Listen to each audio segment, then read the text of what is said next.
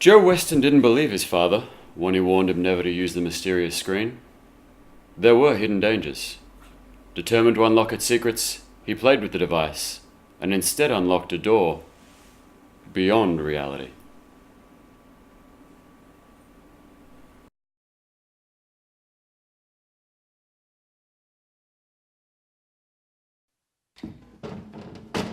Come in. You, Mr. Weston? You must be Mrs. Sidret. That's right. Nice to meet you. Have a seat. Come in, sit down. Thank you. Now, tell me about your problem. Well, it's silly, really. It could all be fixed with a little understanding and cooperation. Start from the beginning, Mrs. Sidret, and tell me exactly what happened. Well, it all started when my daughter decided to get married. She went to the store and had herself fitted for a wedding dress. I've used this place before. In fact, I had my dress done there, and many of my friends have gone there on my recommendation. I'm a very good customer. I'm sure you are, Mrs. Sidret. Wasn't the dress to your liking? No, it wasn't that. Dress was lovely. My daughter looked just wonderful in it. But the night before the wedding, they had a fight. Quite violent from what I can tell. He even broke a teacup. So the wedding was cancelled. And the store refused to refund the money on the dress? Oh, no, that wasn't it. 2 days later, they kissed and made up and rescheduled the wedding. However, a week later, my daughter had second thoughts after meeting up with an old boyfriend over lunch. She began to wonder whether she could do better. She's an attractive young girl, my daughter, and I always thought she could do better. Her old boyfriend has money, you know. No, I didn't know. Is the fiancé not so well off? Sorry. Well, look, you shouldn't marry for money, you know. It should be for love. So you should be very careful to select the right partner. But her fiancé's a little on the light side, and I am worried about his ability to bring home the bacon, as they say. I can understand that, Mrs. Sidret. So what is your problem? I'm getting to that, Mr. Weston. You can understand the stress this put on my daughter, being engaged to one man, having this other one dangled before her at the last minute. I can imagine. I'm so glad you understand. It's so much easier to discuss these things when the other person understands the situation. Well, eventually, she decided to postpone the wedding, to give herself time to think. So I rang the store to keep them informed. Very wise. When I rang, I got a receptionist who was very pleasant and helpful, and I asked for a nice sales girl, and he put me through, and... Though, now I think about it, I think he might have been a little condescending. His smile sounded a little bit false. Look, that might sound a bit strange, but you can hear a smile on the phone. It's hidden in the inflections. I fully understand, Mrs. Sidret. What happened next? Well, he put me through to a sales girl, but she wasn't half as nice as I'd expected. Oh, maybe I was a little short. I had a bit of toothache that day. I had to go to the dentist the next day and have it filled. Do you like the dentist, Mr. Weston? Not really. I don't think anyone does. I don't. But I won't have an injection. I'm no wimp. I can take the pain. I make them do it without the anaesthetic. You were saying the sales girl was not as helpful as you liked? Well, when I told her that we were having to postpone the wedding again, she got quite short and said we'd have to increase our deposit on the wedding dress. And you didn't want to do that? Oh, no, I didn't mind. That was a fair enough request. We had postponed things a number of times. But it was the way she said it, as though we were unimportant customers. No way to run a business. So I decided to lodge a complaint with the manager. And did he sort it out? Yes, he did. Very nice man.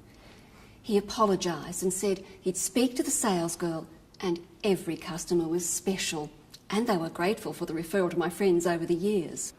Glad to hear it, Mrs. Sidret. So what went wrong? Well, we had to decide if there was going to be a wedding or not, and if so, who was going to be the groom. So I organised for them to see a marriage counsellor. I found him to be a very understanding chap. You went to the marriage counselling sessions? I did. You need an older head to help them sort things out sometimes. And it worked. She decided he was not the right man for her. And she was happy with that? Well, it was stressful, but for the best. Better to find out now and avoid a divorce down the track.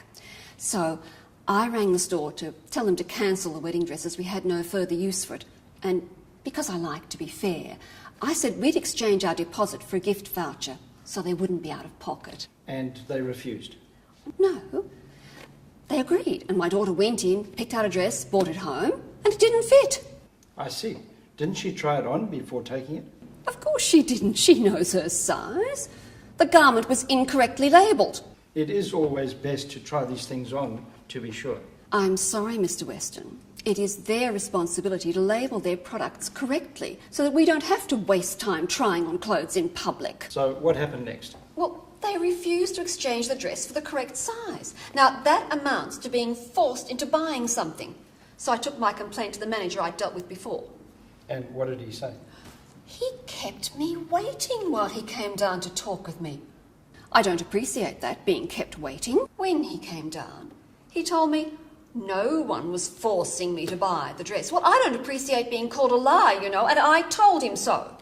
And what did he do? He said he'd go talk to the sales girl and see if he could work something out. I then informed him that I felt we were being victimised because we cancelled the wedding dress, and that as good customers we shouldn't have that counted against us. It was upsetting enough for my daughter without having further aggravation over the dress. I can understand it. Good. Good. After keeping us waiting yet again, he finally came back and said he'd like to exchange the dress, but they couldn't because they didn't have one in her size. Well, in the spirit of cooperation, because I don't like to make a fuss or sound like I'm being difficult, I agreed to use the refund to buy a suit that I'd spied while standing around waiting. So they agreed to that? Yes, they did. But when I got it home, I found something had bitten me. I had these red welts on my arm and back.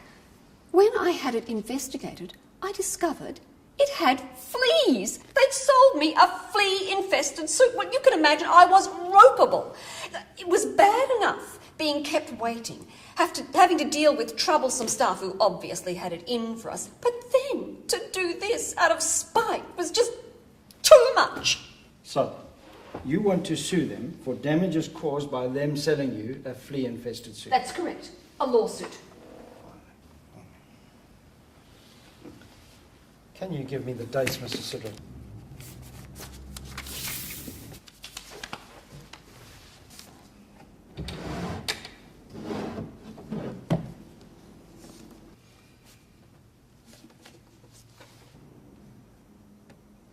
Now, Mr. Sidrat, we may need to speak with the exterminator from whom you bought the fleas. What are you saying? I'm saying that you're pulling a scam, and this is not the first time. That dress you bought fitted your daughter perfectly. Well, it's not fashionable to wear the same dress twice. What was I supposed to do? Clothes are very expensive these days. I don't know how they get away with it. Is that why you also returned the wedding dress after the wedding? Well, she did marry her old boyfriend, so why waste the dress? But when you returned it, you didn't even dry clean it. The armpits were stained brown and smelt of sweat. And they only took it back because you made a fuss. So, why won't they do it this time? Because you went to the same waterhole too many times. I can't help you perpetuate a scam, Mr. Sidgwick. Well, what am I supposed to do, Mr. Weston? I think we need to have a long talk about being a customer. You can't do this. There are consequences. Consequences, Mr. Weston. It didn't take you long to master the time scanner. What do you know of that? You were warned there were consequences for using an illegal time device. What consequences? I used it to uncover the truth. What harm can that cause? Knowledge can create change, dangerous change that can threaten us in the future. Your father knew that. So why didn't you visit him? Because he knew the dangers, he bought his freedom, but at a cost. You activating the scanner allowed us to find you. So what now? You can't threaten me. I don't need to threaten.